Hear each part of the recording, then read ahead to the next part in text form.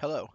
I should begin immediately by saying that this is the follow-up to my previous video in which I do this exam paper. That is the Edexcel GCSE Maths Paper 1 Higher from 2023.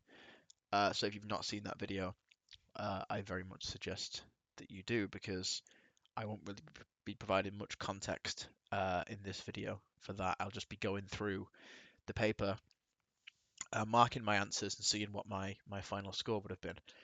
Um, I'm going to be quite a strict marker on myself in that little things like where they seem to be important, like notation and use of units, etc., or specific keywords that are mentioned in the exam. If any of those things, I won't hesitate to drop myself marks because ultimately this doesn't matter. I've done my GCSEs already. It's an interesting experiment. I'm not trying to sit here and prove my maths ability. I don't think a GCSE maths paper is the correct way to do that anyway. So um, anyway, I'll get started. I'll try to be quite quick. So I'm gonna basically just gonna briefly look at the question, say what my answer was, and then look at the mark scheme. So question one was a simple multiplication. Um, I got 15.12, and I'll zoom in a little bit on the mark scheme. The correct answer was 15.12. And I can't read mark schemes perfectly, but as far as I can tell, that is the the 3 out of 3 marks there. So I'm just going to update this. I'll have a running tally showing here on this Excel spreadsheet on the right hand side. Question 2, AI 5 to the power 0 was 1. Yep, 5 to the power minus 2 was 1 over 25. Yep, and this simplification of fractions here, I said 2 to the 6, and yes, and there's not really many working out, to be honest, except just using the correct rule of indices, which is what I used. You could also say 64, I didn't choose to do that. So that's a total of 4 marks, and I would say that I got 4 there. Right, 150 is a 3A. Right, 156, the product of its prime factors. I said 2 squared times 3 times 13, and the answer 2 squared times 3 times 13. And then part B, find the highest common factor of 156 and 130. I said, using this method, that it was 26, and 26 is the correct answer. Using a factor tree for 130. No arithmetic errors from what I can see. Listing those factors, finding the common to a 13. Yeah. So that is a total of 4 marks for that question, and I'd say I got all 4. The mean length of 5 sticks is 4.2 centimeters. Namal measured the length of one of the sticks as 7 centimeters. Work out the mean length of the other 4 sticks. I said it's 3.5. The answer for A, 3.5. Yep. And then the second one was if he made a mistake and actually the first stick was 17 centimeters long, how would that affect my mean of the other 4 sticks? I said it would decrease compared to A. And this is where it's important maybe to look at the exact language because I want to see whether or not this answer I've given would actually get the mark. I've got the 3 marks there, no worries, but it's about this last mark now. It reduced the mean. My answer will be less. Yeah, absolutely. So yeah, less than the answer to part A. I think that's perfectly fine. So that's going to be 4 marks for question 4 as well. Question 5 was a construction of a 90-degree bisection of this point P. My answer was obviously in the form of a diagram that I had to draw independently. For question 5, obviously in the exam with a compass and ruler, you would just draw arcs in this manner that I've done here using a ruler. I measured out using the instruments within Paint, basically a point equally distant from P as A is. Let's have a look at what the mark scheme says. We've got fully correct construction with all arcs drawn. I would say these sections here probably extending up to this, and then this is probably what you need to draw. Is there any? They don't really give a diagram, but yeah, it's a 90-degree bisection, and I did it in basically the identical manner to how you would do it with a compass and ruler. if you're doing this exam on paper. So I really see no reason for that not to be full marks. So that's 2 marks there. Um, Question 6 is talking about an isosceles triangle. Uh, I think we can just look. So what the final answer would give you 144. Yep, using the ratio, which I did. Using angle facts, 180. Oh, did I? Oh, this is a. I didn't state explicitly, did I, that they add to 180? How many marks is question 4?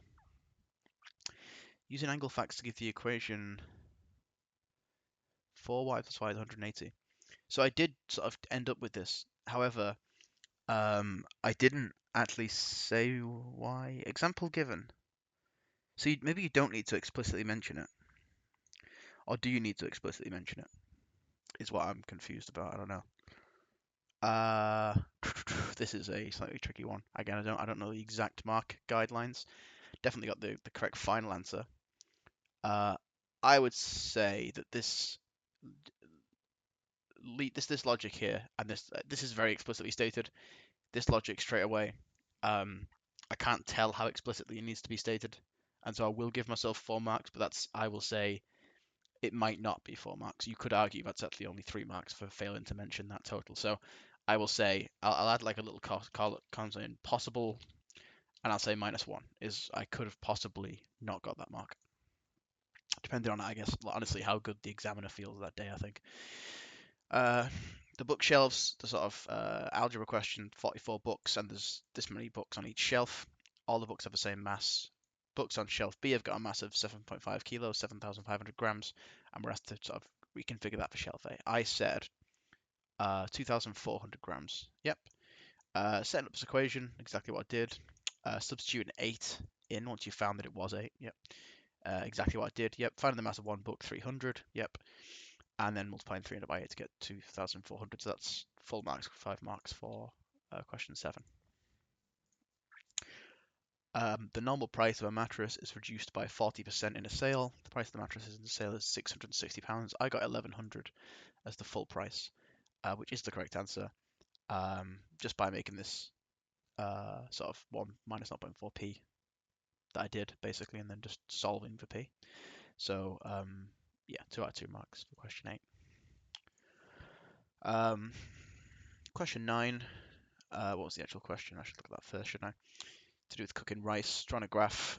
So the graph that I ended up drawing had a gradient of 5 quarters, 5 fourths. Started at the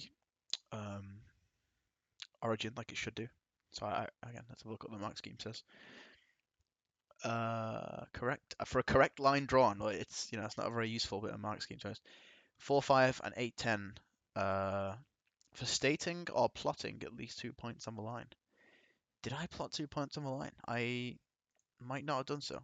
I plotted 1, and I sort of used the origin as my other reference. So when it says at least 2, I've definitely not done that. So I will say that's definitely a mark lost there. So did not get that mark. Or equivalent. Oh, this is the next thing. So sorry, is it 2 marks for the first part of the question? Yes, I got 1 out of 2 there. So I've lost 1. 1.25. Yeah, exactly. Or equivalent. So yeah, 5 over 4. And then explanation. The gradient represents the number of cups of water one needs to add when adding 1 cup of rice. The number of cups of water per cup of rice. Yeah, I think that's exactly equivalent, to be honest. I think that's completely fine. So I'll say that was, is it just 1 mark, that? Yes, so it's 3 out of 4 on question 9. Okay, question 10. Why didn't I put it as the most simplified form? I really don't know why I wouldn't have done that, but it's just talking about circles, circumference versus area. Luckily, it does say or equivalent. If you're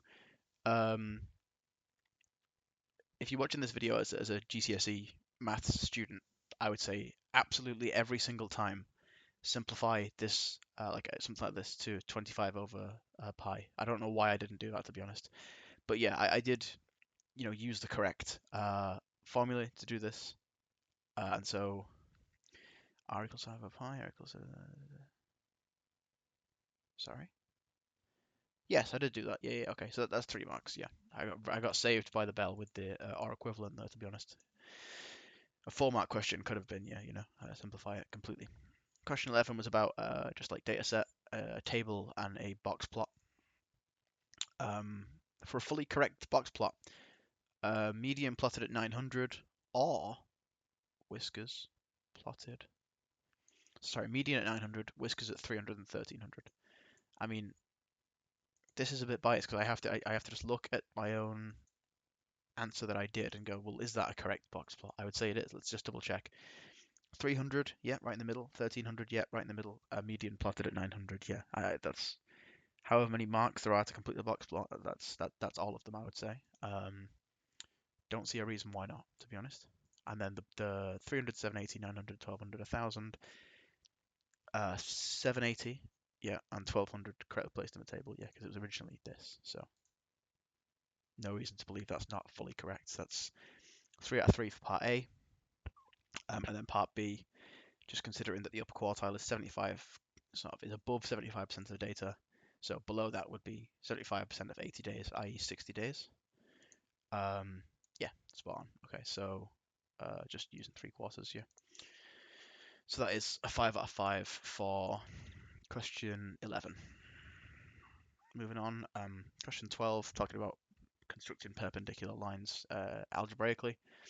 I said y equals minus 2/3 x minus 1. And that's correct. Gradient of perpendicular shown as 2/3. Yeah, I did do that. That's the first mark. That's m perp 2. Yeah, spot on. And then I'm saying spot on, congratulating myself as though this is, I'm just, I don't know, talking too much. For a method to find the value of c, subbing in the values is a perfectly fine way of doing it. So yeah, 3 out of 3 for question 12. Is that just double check? That's 3 marks. Yeah. Question 13, talk about length scale factors and volume scale factors among similar shapes. I ended up with 187.5 cubic centimeters. Yeah, and it's just for cubing the length scale factor and then multiplying by that. So no reason why it wouldn't be 3 marks. Really, to be honest, I don't know. Question 14 is simplifying these, working out the value of these. And I said 17, and the answer is 17. I applied the correct indices laws, so I've got no reason to believe that's not full marks. Yeah, 3 squared plus 2 cubed. Yeah, makes 9 or 8, and then gets 17. So 3 marks. Question 15, which should be obviously looking at on the exam paper first, is talking about kinematics, and we're making an estimate of the gradient of the graph at t equals 3. I made the deliberate choice to put in meters per second when I answered this question. Do they want it? They actually... So they don't put it in the mark scheme. That just implies to me that it's optional. That you wouldn't... I don't think there's any reason... There's no notes here saying, take a mark off for writing meters per second, because that is the correct gradient here. So tangent drawn at t equals 3. That is what I did.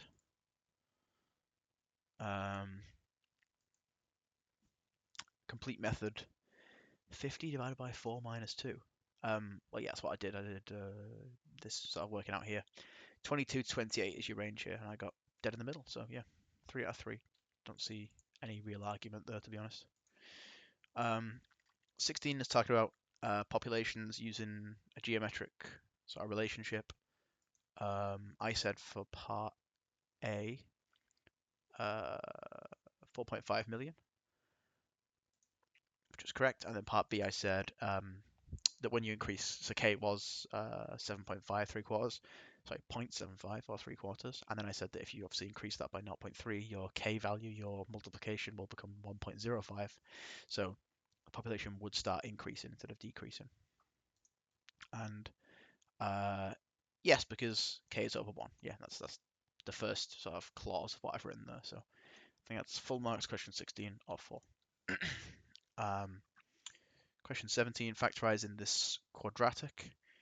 I said 3x minus 4. 3x minus 4 multiplied by 2x plus 1. And it's the same, but just written the other way around. Yeah. And then B, I said that B was to solve the equation using your factorization, which is what I did here by solving for the roots and then applying those to be a positive quadratic. And yeah, greater than minus half, smaller than 4/3. So I would say 2 critical values, or at least one correct. Got both of them correct, and then constructing that from there. Yeah, I think just form. Yeah, no reason for it not to be 4 marks. So yeah. Don't even know what question 18 is. Yeah, I should look at that first. Probability that one spinner lands on red. Again, did not simplify my fraction. Again, note to any GCSE students watching this: always simplify your fractions. Give say 1 over 3 here. Yeah, let's have a look. 1 over 3. I got so R equivalent, luckily, in the mark scheme. So I would get full marks as long as the rest of it's correct. So 5 over 24 plus 3 over 24 is what I did. Both not red, 15 over 24. Didn't do that because I wasn't looking at that. 1 red and 1 not red, which is a quarter times 1 minus a sixth, which is what I did somewhere in here. Yeah, I didn't explicitly write it down. Oh, that's... Ooh, yeah, I don't know. Is that actually sufficient? So I did find that x is a sixth. That's definitely 1 mark there. The answer at the end is definitely 1. It's the middle. So this is fine as well. It's this middle mark that I'm curious about. So example given, like, do you need to explicitly state this thing of probabilities of all different possibilities add into 1 to get that 5/6 and to get that 3/4? I don't know if you do or not. Process to find probability. It doesn't explicitly say you do have to have that in there, so I'm going to say that it's full marks, but I'm going to say, again, onto this possible losses, I'm going to say -2. And that's how many I could have lost. That's not how many I have lost in terms of what I've marked, because that's just -1 so far, if I'm correct. Okay, on to question 19. You are finding solutions for 19a using this graph to find solutions for sine x equals 0.3 in this region. And I said 18 degrees or 162. There will be a range, I can almost guarantee. 18 and 162. There actually isn't. Okay, there actually isn't a range. Correct method, line drawn across, is exactly what I did. So there we go. Offer one correct value. For answers in the range. Other outer ranges 15 to 18, 162 to 165. So yeah, there you go. So I'd say 2 marks there. And then the next one is if you shift the graph using this equation here, where are your zeros? I said -20. And it's just very clear. -20 or 160. I said -20. So just 1 mark out of 1 there. So that's all 3 for question 19. Okay. Question 20 is using cosine rule. This is probably one that I felt least confident about actually when answering it, but there we go. Just due to this sort of maths in here. 120, using the cosine rule for any angle, which is what I did. Complete process. I think you can argue there's definitely complete process in there. And then cos a half. Oh, for cos a half is 60. For cos a half is 60, or cos b is minus 0.5. Oh yeah, so it's yes, I definitely did do this. It's the other. Maybe any angle. Cos b, because you would then go to arc sine. Why did I get minus a half?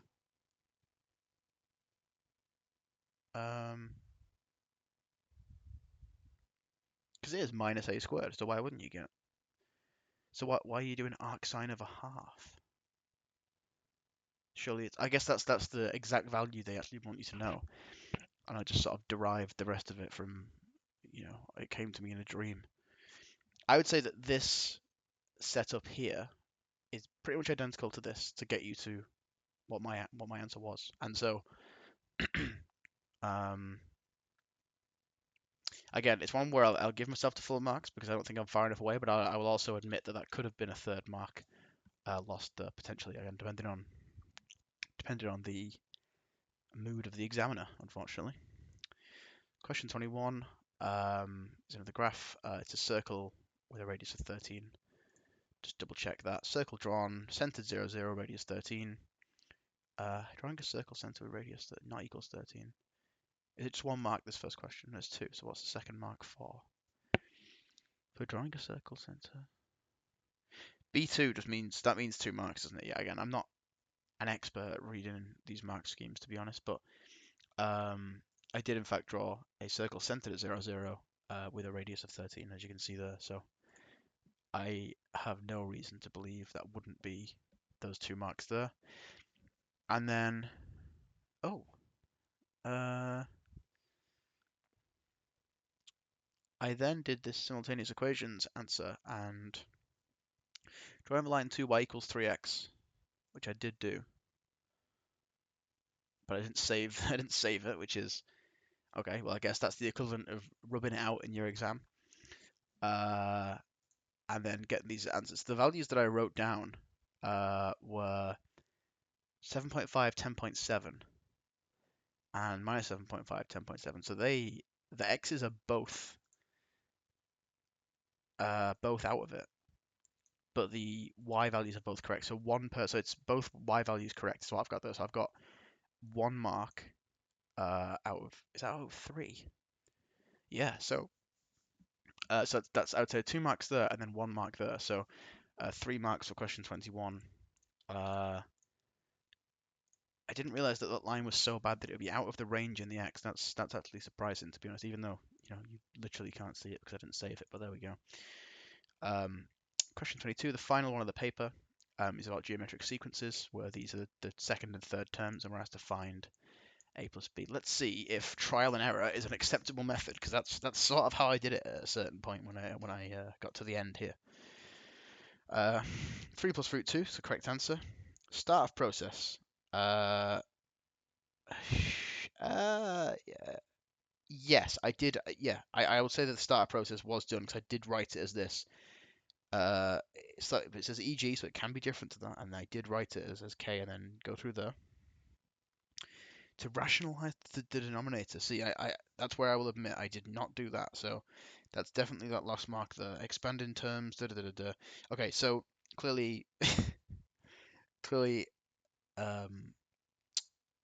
what's it called? The process trial and error is not an acceptable method, and I'm not surprised. So yeah, you should do the rationalize the denominator. I definitely got this mark for starting the process, and I got that mark for getting the correct answer. So that's 2 out of 4 in the end there. A correct answer with no supportive working gets 0 marks. There is definitely supportive work in here. So okay, so 75 out of 80 is my final mark for that paper, with a possible further 3 marks. So it's actually possible. I'll say, worst case, not water closet, is that I actually got 72 out of 80. So there you go. So not full marks. I'm going to leave this till the end of this whole series. I haven't done paper 1, 2, and 3. But I think both of those still sufficient to get a 9, but we'll see. So in the next video, I will be doing paper 2 higher. So I hope to see you again for that one.